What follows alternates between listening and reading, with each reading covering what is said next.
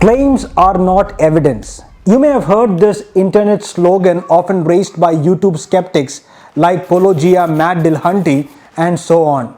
In fact, Paulogia uses the "for the Bible says so" jingle quite effectively in his videos. And the attempt here is, of course, to nullify or downplay the value of the Gospels or the Bible as a whole as reliable eyewitness testimony. Well, just think about it. Firstly, saying claims are not evidence is also a claim. And secondly, and more importantly, claims are evidence, at least most of the time. A vast majority of our beliefs, even those pertaining to scientific knowledge, are held based on claims.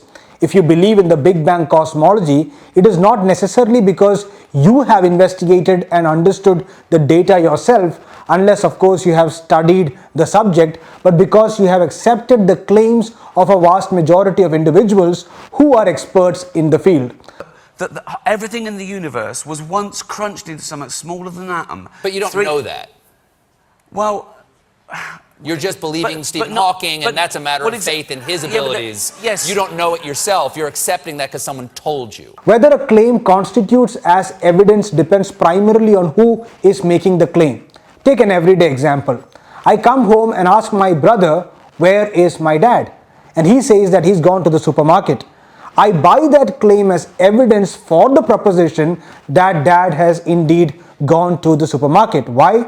Because it is my brother who's making the claim, and of course he was here when dad left home a while ago.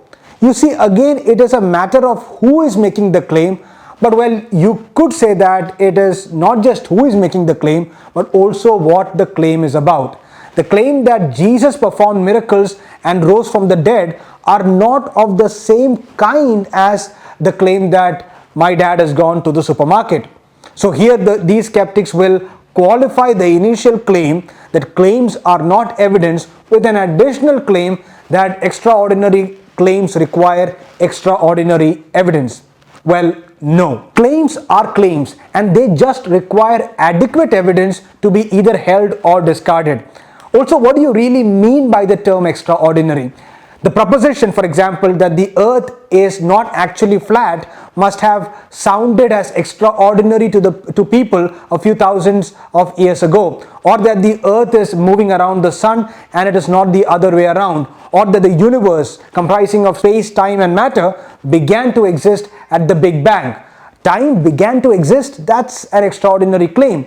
Well, one may say so, and science is filled with such extraordinary and sometimes even ridiculous claims that are actually true. Such claims are then translated to a hypothesis, validated or rejected with respect to the data that it seeks to explain and the background evidence. So all you need to prove the claim is merely adequate evidence. And in the context of the study of history, claims, when they are evaluated and put together, do constitute a form of evidence called testimonial evidence.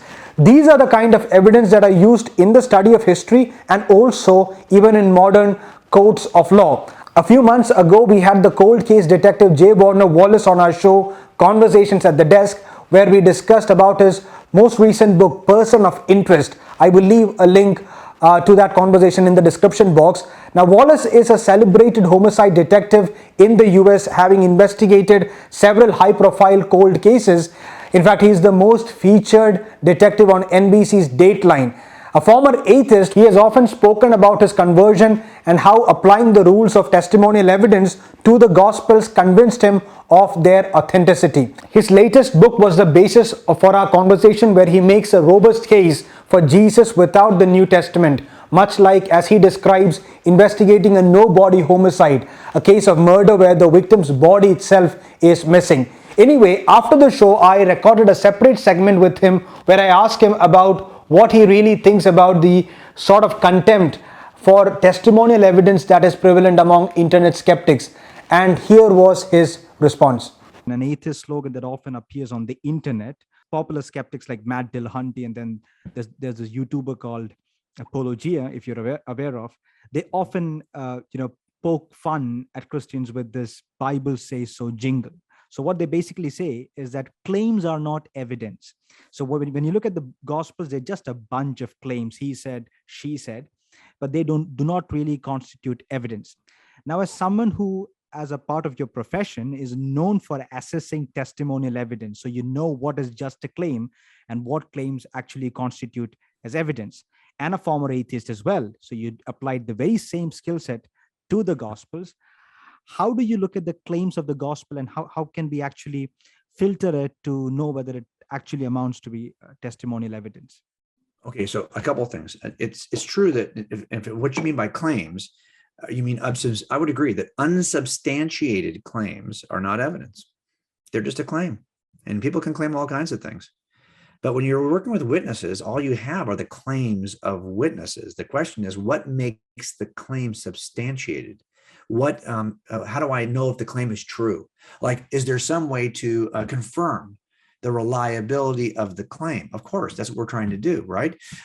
Someone could come in and make a claim, and the two people make claims, but until one is substantiated in some way, in other words, I can come in and say I could claim that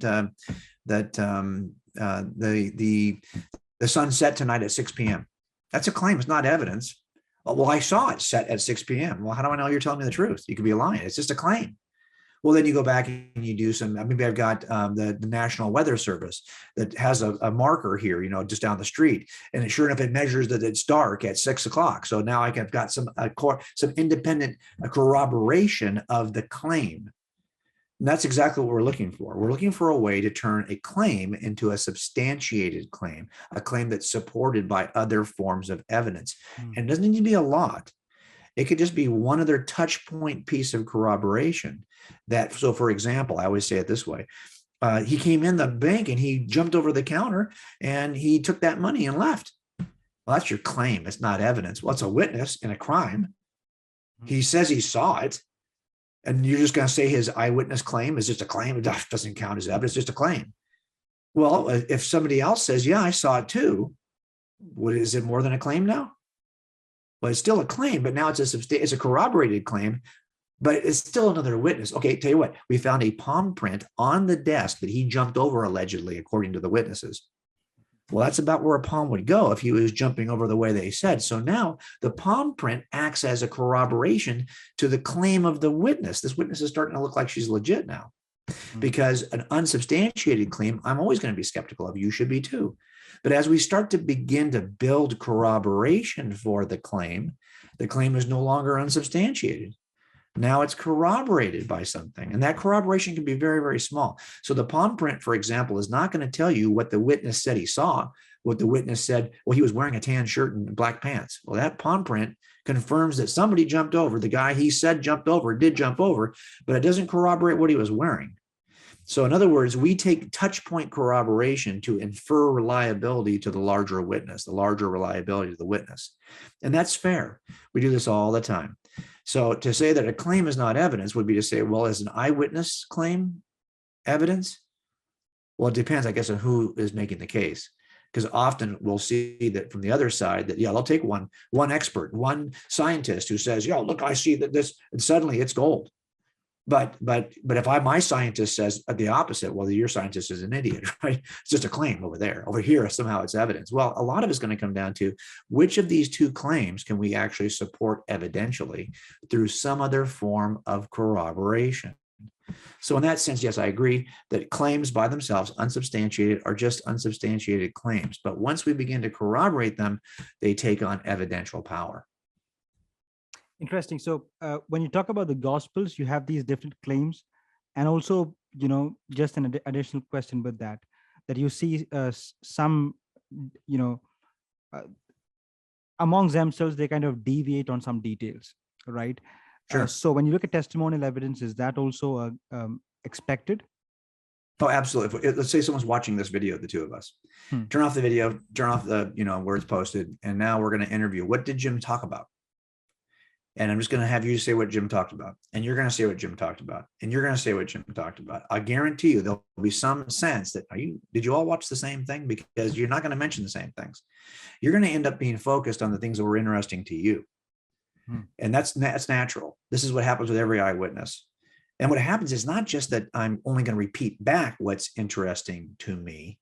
It's that my tunnel vision in real time is only going to allow input about what's interesting to me. So if I said to you, what was behind him to his left?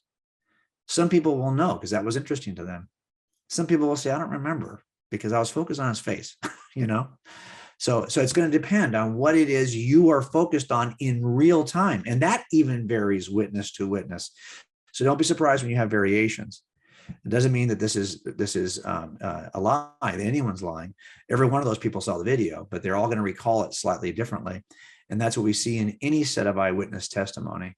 So in the end, what we're trying to do is to be able to and by the way, what would count as corroboration? How about this? The reason why I wrote person of interest is I wanted to be able to say, look, of the two possibilities that Jesus is just a work of fiction, do you think the work of fiction, can you think of any other example in which a work of fiction changed history and catalyzed literature, music, art, education, and even seeped into every other world religion? If so, can you tell me who that is? You're not going to find anybody. Therefore, it's a reasonable inference of if it's either a person who's historical or a person who's fictional. Of those two options, it seems to me that even the impact that Jesus had in history inclines me more toward corroborating his historicity than his fictional nature. And if you even go one step farther, do you think that what other mortal human have you ever seen have this kind of impact in history? Well, tell me who that would be. You won't find it. Then it's a good reason. Given the two choices, he's just a man who got dumb lucky, or he's something more than human. Doesn't this kind of corroboration from history even speak more to the second reasonable possibility? So I think in the end, there's a way in which this type of evidence even adds to our case. And that's all I'm trying to say in the book, is that the case for the historicity and deity of Jesus is made even more powerful, because I would not toss out the New Testament. I want that in.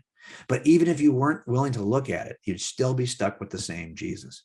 So in a nutshell, corroborated claims are evidence. Archaeologically speaking, time and again, several claims and objections that have been raised by skeptics once upon a time have been discarded. In fact, as historians would tell you, every major town or city mentioned in the Gospels and the book of Acts have been unearthed, and several villages as well. So the archaeological data, the secular sources that emerge from that era are also consistent with the Gospels. Well, what happens when these skeptics, say Matt Dillahunty, are confronted with corroborations that cannot simply be mocked away?